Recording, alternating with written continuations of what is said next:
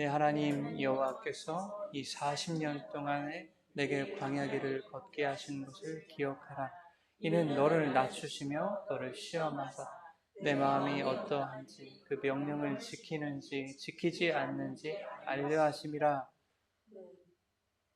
너를 낮추시며 너를 줄이게 하시며 또 너도 알지 못하며 내 조상들도 알지 못하던 만나를 내게 먹이신 것은 사람이 떡으로만 사는 것이 아니요 여호와의 입에서 나오는 모든 말씀으로 사는 줄을 내가 알게 하려 하심이니라. 이 40년 동안에 내 의복이 헤어지지 아니하였고 내 발이 부르트지 아니하였느니라. 아멘. 살아계신 하나님의 말씀입니다.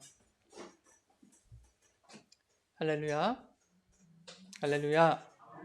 하나님 아버지와 예수 그리스도로부터 오는 은혜와 평강이 이 시간 여러분 가운데 함께 하시기를 예수님의 이름으로 축원합니다. 아멘. 오늘은 광야에서 꼽히는 감사라고 하는 제목으로 말씀을 나누도록 하겠습니다. 감사절 다음 주일인데요. 오늘 이 말씀 나누고 감사에 대해서 생각해 보면서 감사절 맞으면 좋지 않겠나 싶어서 한 주 앞당겨서 감사에 대한 말씀을 전하고자 합니다. 예수를 믿음으로 인해서 성도의 삶 속에 나타나는 대표적인 특징이 뭘까 생각해 보면 뭐가 있을까요, 여러분? 감사절 말씀이니까 감사가 있겠죠, 감사. 네. 아마도 감사가 아닐까 이렇게 생각을 합니다. 예수를 믿는 자들의 삶에는 감사가 따라오게 되어 있습니다. 그런데 좋을 때는 다 감사를 하죠. 감사가 어렵지 않아요. 문제가 없을 때는 감사하는 것이 그냥 자연스럽습니다. 그러나 인생에 어려움이 닥치고 우리 안에 고난이 밀려올 때 쉽게 감사라는 단어를 떠올리지 못하죠. 그런데 오늘 본문 말씀은 성도가 광야 같은 인생에서 고난과 어려움을 당할지라도 하나님께 감사할 수밖에 없는 이유에 대해서 자세히 설명해 주고 있는 말씀입니다. 이스라엘 백성들은 430년 동안 이집트에서 끔찍한 노예 생활을 겪었습니다. 출애굽기 3장에 보면 하나님은 힘들고 괴로운 세월을 보내고 있는 이스라엘 백성들의 부르짖음을 들으셨다. 또 그들의 고통을 보셨다. 그들의 근심을 아셨다. 이렇게 말씀을 합니다. 마침내 하나님은 그들을 이집트로부터 인도해낼 계획을 세우시고는 모세를 부르시죠. 모세를 통해서 이스라엘을 홍해로 건너가게 하십니다.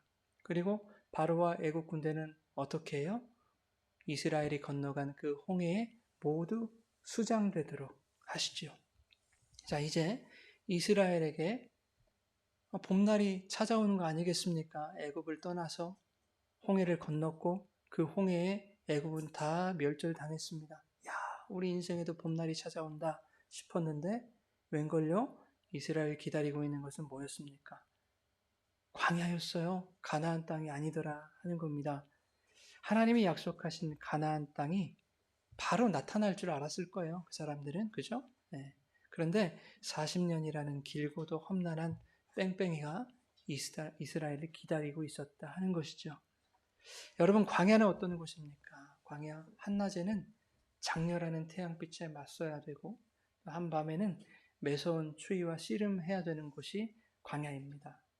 비옥한 토지 덕분에 늘 풍성했던 그 애국과는 달리 풀 한 포기 찾기 힘든 척박하고 황량한 땅이 바로 광야다 하는 거죠.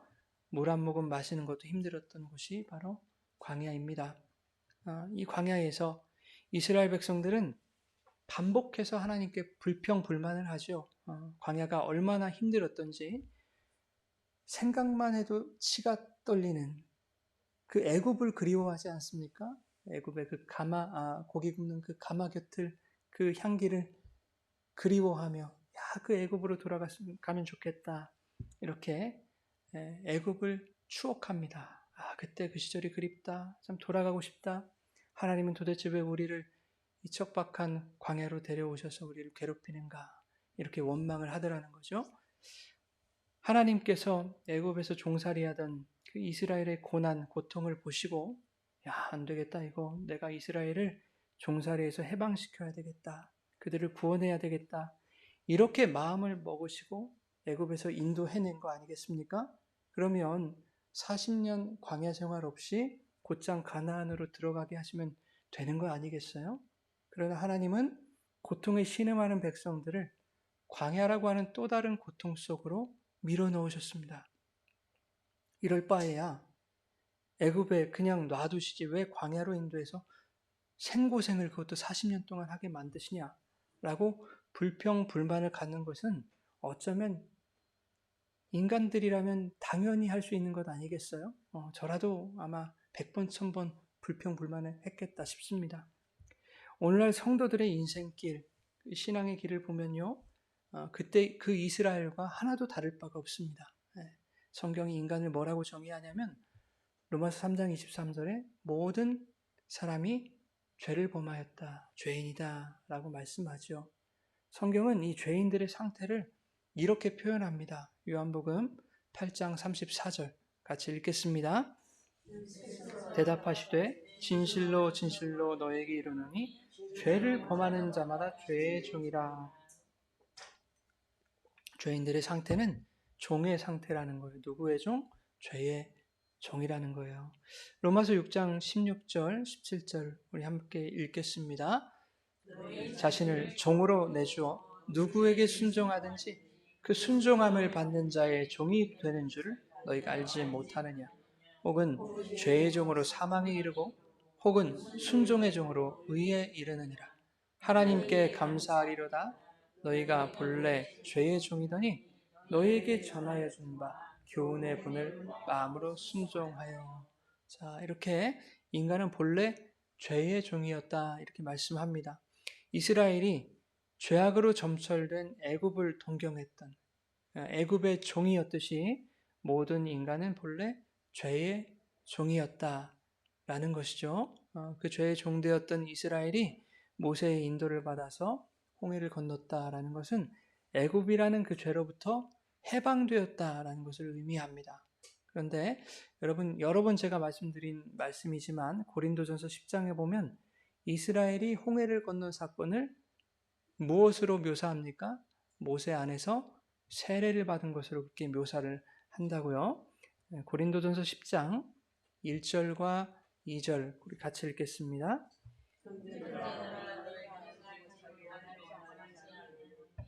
우리 조상들이 다 구름 아래에 있고 바다 가운데를 지나며 모세에게 속하여 다 구름과 바다에서 세례를 받았다 이렇게 말씀합니다. 누구 안에서? 모세 안에서. 그렇죠? 모세는 예수님을 상징하는 것이겠네요. 이렇게 홍해를 건넌 사건을 세례 받는 것으로 설명을 하시는데 모세에게 속하여 세례 받았다 라고 말씀합니다. 여기서 속했다라는 말은 이스라엘이 모세 속으로 들어갔다라는 뜻입니다. 모세가 이스라엘을 자신 안으로 품었다라는 뜻이 되는 거예요. 즉 이스라엘이 홍해를 건넌 것은 모세 안에서 세례를 받았다라는 의미입니다. 그렇게 세례받은 이스라엘이 도착한 곳이 어디였냐? 그것이 광야였더라 하는 거죠. 하나님은 죄의 종노릇하던 저와 여러분을 구원하시겠다는 계획을 가지셨거든요. 창세전부터. 구약에서는 모세라는 모형이 이스라엘을 품고 세례받는 것으로서 그 구원을 설명하셨다면 우리에게는 예수 그리스도라는 실체가 오신 거예요.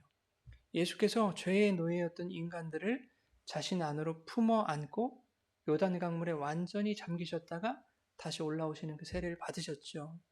그 예수 안에서 영적 이스라엘인 교회, 우리 성도가 세례를 받은 것입니다.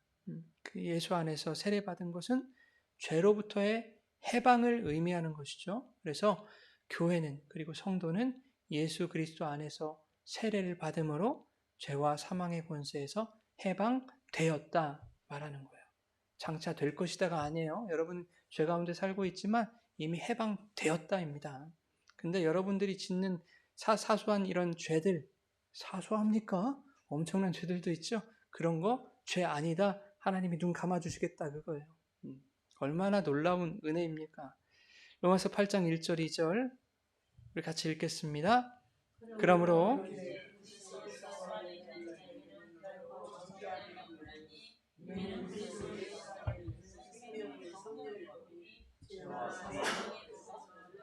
해방하였다. 예, 예수 안에 있는 자, 예수 안에서 뭐 받은 자, 세례 받은 자는 결코 정죄함이 없대요. 여러분, 죄 짓는 것 나쁜 겁니다. 잘못입니다. 죄 짓지 말아야 됩니다. 그런데 하나님은 여러분들의 인간적인 죄를 짓고 안 짓고 선을 행하고 안 하고 이거에 따라서 여러분들 심판하거나 뭐 천국을 뭐 이렇게 보장해 주거나 그러신 분이 아니라는 거. 이미 천국은 여러분의 구원은 여러분들의 행위와 상관없이 작정되었다 라고 하는 겁니다. 그래서 선물이라고 아까 어린이 설교에서도 말하지 않습니까? 선물은 내가 돈 내고 사는 거 아니잖아요. 그렇죠? 대가 없이 나에게 주시는 거잖아요. 나의 어떠함과 상관없이. 자, 그런데 죄의 노예였던 자들이 예수 안에서 해방되었는데 해방된 우리들의 인생이 처한 현실이 어떻냐 그 말이에요. 예수 안에서 우리 세례를 받았거든요. 이스라엘처럼 모세 안에서 세례를 받은 것처럼 홍해를 건넌 것처럼 우리도 예수 안에서 홍해를 건넜고 세례를 받았다 그 말입니다. 그런데 우리의 현실은 어때요? 여전히 광야란 말이죠. 이 땅을 살아가고 있잖아요.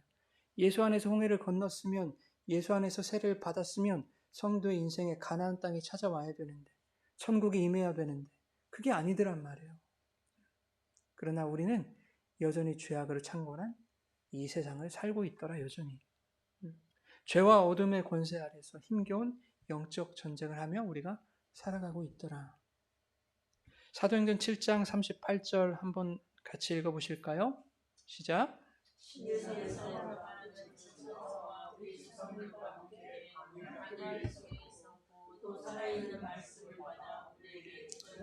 이 사람이라. 예, 스데반 집사님이 순교하시기 직전에 하신 설교 중에 모세에 대해서 이렇게 설명을 하시면서 광야 교회라는 표현을 쓰셨다고요. 예, 광야 교회. 여기서 교회라는 말은요, 회중으로 번역할 수 있거든요. 예, 고린도서 1장 2절에 회중이 뭐 성도잖아요, 성도 그죠? 예, 성도 한 사람 한 사람을 고린도전서 1장 2절에 뭐라고 하냐면 뭐라고 불러요? 교회라고 부르죠, 교회. 예, 하나님의 교회, 곧 그리스도 예수 안에서 거룩하여지고 성도라고 부름받은 자들, 그들이 성도 교회 회중이라고 말이에요. 그래서 회중은 바로 그 교회 성도를 의미하는 거예요.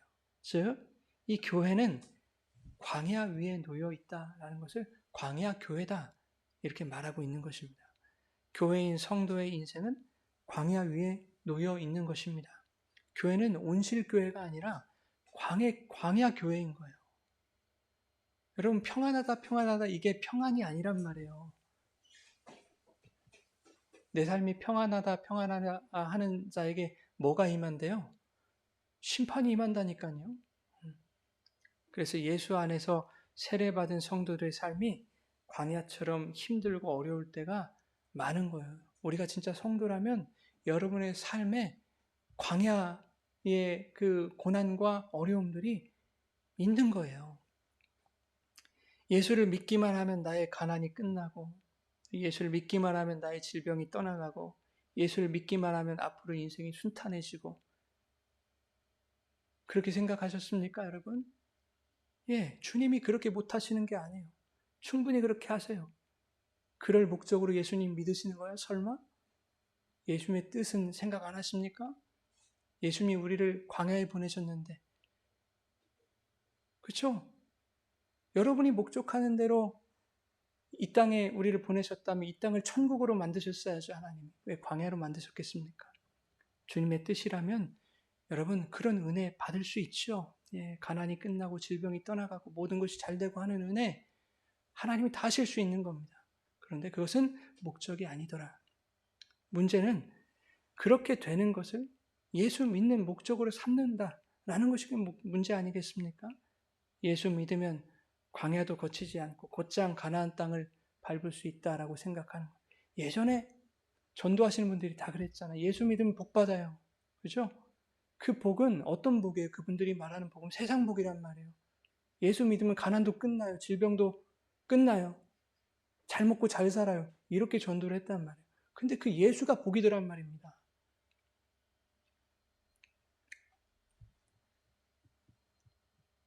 이 광야 같은 세상에 하나님이 인간들을 보내실 필요가 뭐 있겠습니까? 그죠? 여러분이 생각하는 복을 목적하셨다면 그냥 천국 만들어 놓으시고 그 천국에다 여러분들 만드시면 끝나는 거 아니겠습니까? 우리가 눈 떠보니까 천국이었다면 얼마나 좋겠느냐고요. 그죠? 근데 우리는 세상에 있어요. 천국에다 우리를 만들어 놓으셨으면 하나님도 심간 편하시지 않았을까? 근데 우리의 현실은 이 세상 광야라는 것. 가난을 끝내려고 예수 믿고 좀 편하게 살려고 예수 믿는 것은 하나님이 정하신 성경의 원칙에서 한참 벗어나 있습니다. 화살이 관역에서 벗어나면 몇 점이에요, 여러분? 빵점이죠? 관역에만 꽂혀도 1점은 얻는데, 그죠? 관역을 벗어나면 빵점이에요. 점수가 없어요.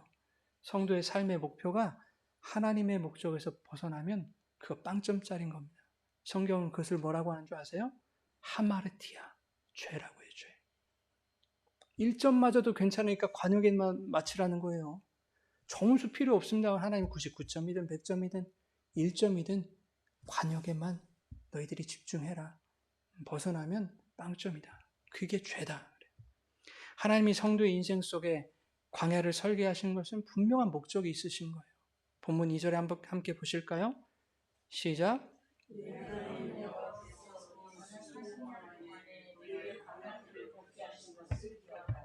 이는 너를 낮추시며 너를 시험하사 내 마음이 어떠한지 그 명령을 지키는지 지키지 않는지 알려 하심이라.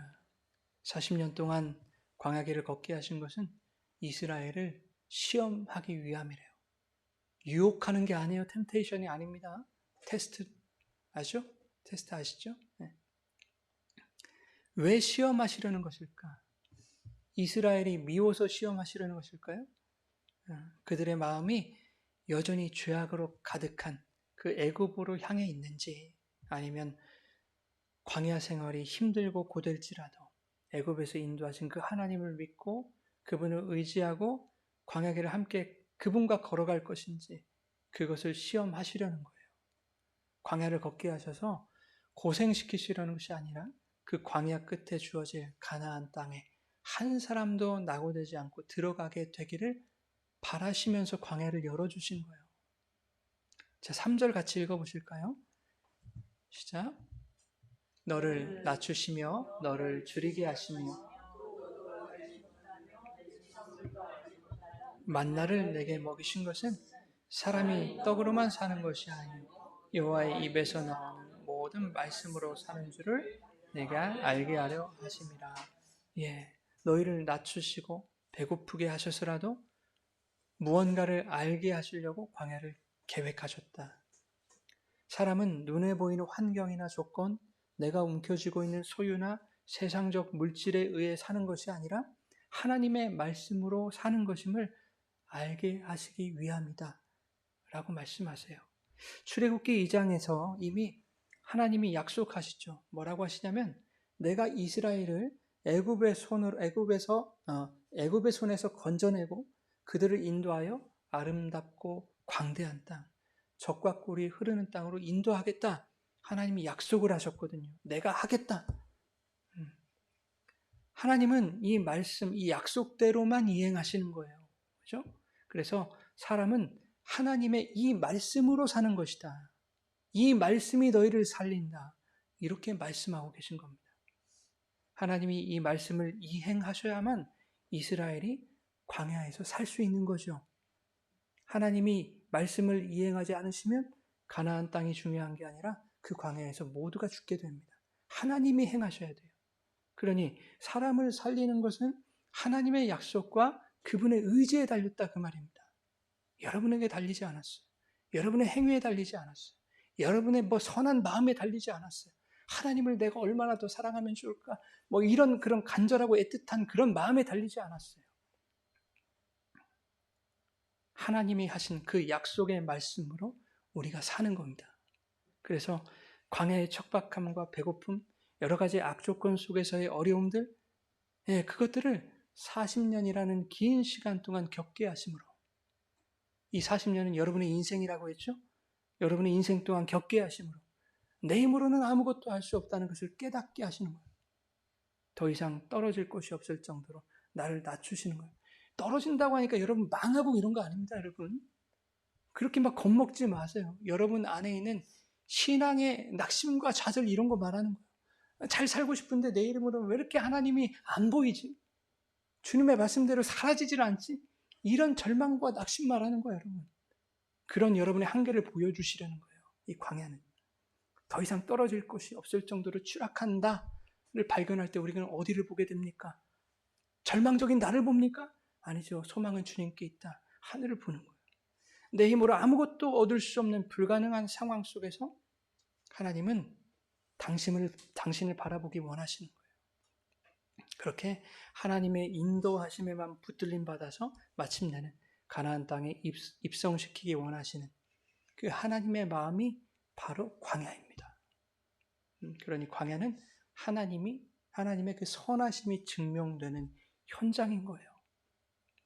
그렇게 하나님을 의지할 때 광야가 아무리 척박하고 힘든 곳이라 할지라도 하나님은 그 광야에서 내가 너희를 먹이고 입히는 자이다.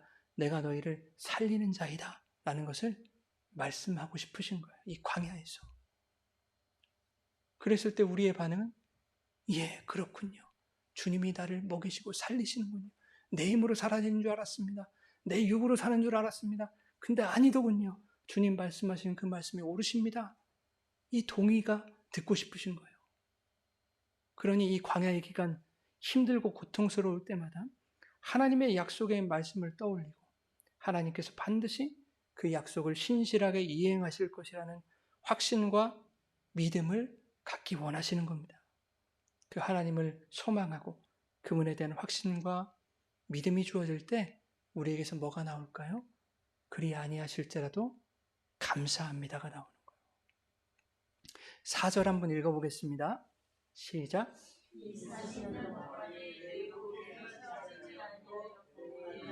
부르트지 아니하였느니라. 여러분 생각해 보세요. 어떻게 40년 동안 우리 옷이 닳질 않습니까? 헤어지질 않습니까? 말이 안 되죠? 얼마나 좋은 철통 갑옷을 입혀주셨길래 말이 안 돼요. 모래바람을 뚫고 온종일 걸었을 텐데 40년 동안 어떻게 발이 성할 수 있습니까? 얼마나 좋은 철 신발을 신겨주셨길래.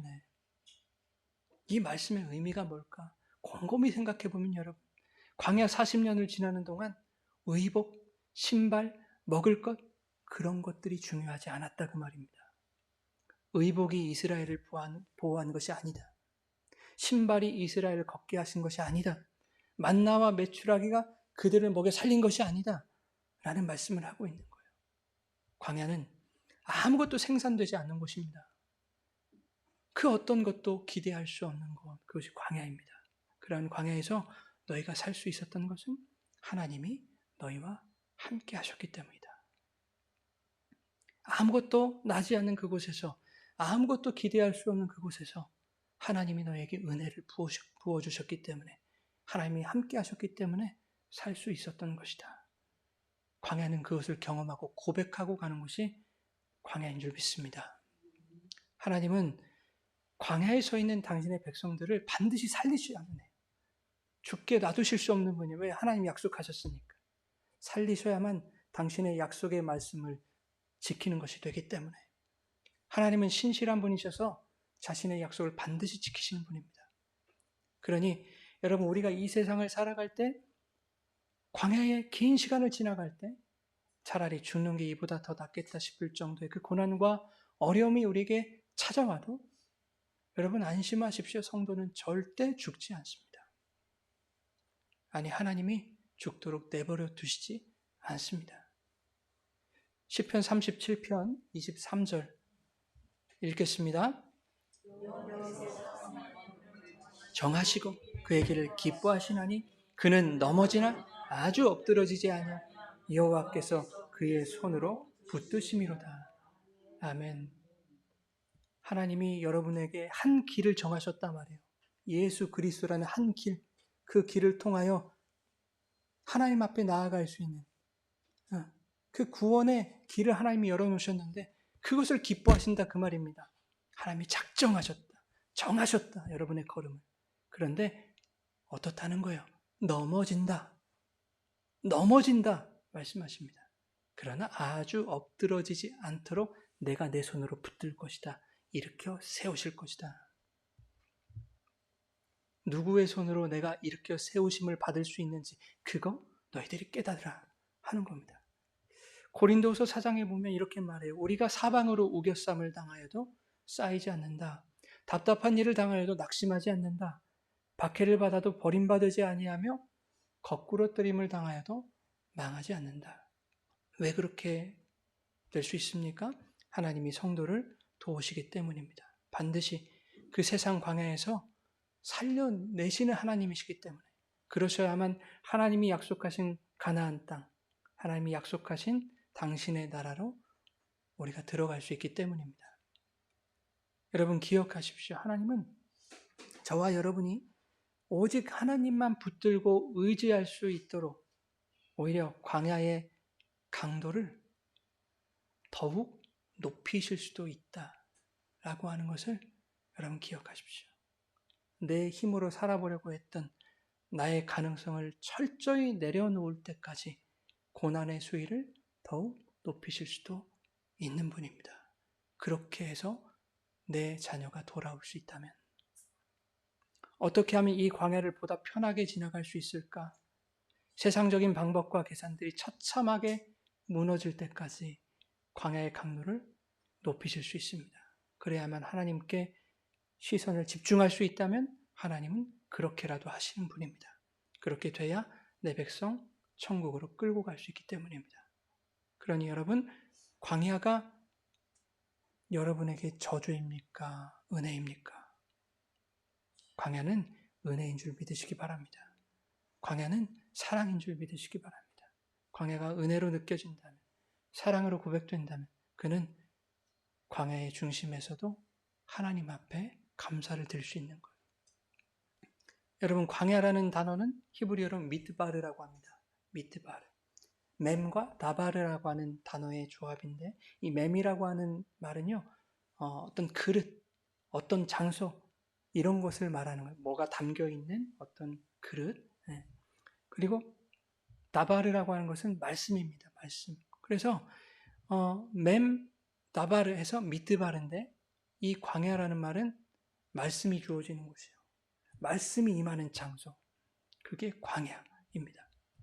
광야는 사방을 봐도 답이 없는 곳이죠. 사방을 보십시오. 광야에서. 얼만큼 더 가야 되나? 얼마나 가야 물이 나오려나? 얼마나 더 가야 목적지가 나올까? 분간이 안 돼. 가늠이 안 되는 거예요. 그죠? 꽉 막힌 광야, 그 깜깜하고 막막한 광야에서 우리의 숨통을 트시는 분이 하나님이더라. 하늘을 보니 거기에 답이 있는 거예요. 인생의 길은 사방으로 열려 있는 것이 아니라 오직 하늘로만 열려 있음을 깨닫는 곳, 그것이 바로 광야입니다. 하늘에서 쏟아지는 하나님의 말씀이 공급될 때 우리가 살게 됨을 경험하는 것이 그것이 광야입니다. 이 광야는 향방 없이 다름질하는 자들이 진리 가운데로 걸어가도록 성령의 인도하심이 부어지는 곳이 그것이 바로 광야인 줄 믿습니다. 여러분의 삶 속에 광야의 가시밭길이 놓여 있고 고난이 찾아오는 것은 하나님께서 여러분의 삶 속에 여전히 개입하고 계시다는 분명한 증거입니다. 그렇게 하셔서라도 하나님만을 붙들도록 하시려는 하나님의 절절한 사랑의 표현입니다. 오직 하나님을 붙들어야 살 수 있음을 더욱 확실히 깨닫게 하시려는 하나님의 아우성입니다. 당신의 백성을 절대 포기하지 않으시는 하나님의 집요한 사랑입니다. 그 사랑이 오늘 광야를 살아가는 우리들에게 집중되고 있다고 하는 사실에 여러분 힘과 용기를 얻으시고 위로받으시기 바랍니다. 여러분의 삶을 힘들게 하는 것들이 있어요. 왜 나에게만 이렇게 고난이 찾아오나 마음이 상할 때가 한두 번이 아니죠. 참 힘듭니다. 세상에서 위로받을 수 없어요. 우리가 누군가를 위로한다고 해주지만 오히려 그게 날선 칼이 돼서 상대방을 해치는 경우가 얼마나 많습니까? 하나님의 뜻이 있을 거야. 박영선 목사님 설교를 예전에 들어보니까 이런 말씀하세요. 고난을 겪고 있는 자들이 가장 싫어하는 말, 하나님의 뜻이 있을 거야. 그런 사람들은 다 죽여버리고 싶다고 했대요. 하나님의 뜻이 있겠죠. 근데 고난당하는 사람들에게 하나님의 뜻이 있을 거야 라고 하는 것은 위로가 아닙니다. 여러분. 그 사람을 2번 죽이는 겁니다. 여러분의 입을 삼가하십시오. 여러분. 욥기에서 고난당하는 욥에게 친구들이 찾아왔잖아요. 자신의 신앙과 지식으로 위로한답시고 얘기해 주잖아요. 그게 욥에게 위로가 됩니까? 아니죠. 분노만 치밀어 오르게 한다고요. 여러분 이거 하나 기억하십시오. 하나님이 여러분을 사랑하십니다. 여러분을 많이 사랑하세요. 그래서 독생자를 보내주신 거예요. 자기의 하나밖에 없는 아들. 여러분들 절대 포기하지 않으십니다. 여러분의 인생을 결코 놓치지 않으실 겁니다. 하나님이 목적하신 그 나라에 들여보내시기까지 여러분이 이 세상에서 마침내는 승리하게 하실 때까지 여러분을 떠나지 않고 여러분의 손목 붙잡고 끝까지 이 광야의 길을 완주하실 것입니다. 하나님이. 그 주님을 의지하십시오. 그리고 완주하는 그날을 반드시 여러분 앞에 찾아옵니다. 그날을 기대하십시오. 그날을 소망하십시오. 그날을 꿈꾸십시오. 그러면 여러분의 마음 깊은 곳에서 이렇게 감사가 터져 나올 거예요. 우리 로마서 말씀 다시 한번 읽고 마치도록 하겠습니다. 이러한 감사 17절 시작. 하나님께 감사하리라. 너희가 본래 죄의 종이던 너희에게 전하여 준 바 교훈의 본을 마음으로 순종하여 죄로부터 해방되어 의에게 종이 되었느니라. 어떤 감사입니까? 하나님 잘 먹고 잘 살게 해주셔서 감사합니다. 물론 해야죠. 병 낫게 해주셔서 감사합니다. 그 감사도 해야죠. 근데 본질적인 감사는 성도에게서 나와야 할 본질적인 감사는 뭐라고 해요? 죄로부터 해방되어 의의 종이 되게 해주셔서 감사합니다. 이 감사를 이 광야의 현장에서 반드시 여러분에게 듣고 여러분들을 천국에 들여보내실 겁니다. 그 고백이 되지 않으면 하나님이 부르지 않으실 거예요. 이런 감사가 터져 나올 때 여러분 가운데 진정한 위로가 임하게 될 줄 믿습니다. 우리 같이 찬양하고 함께 기도하도록 하겠습니다.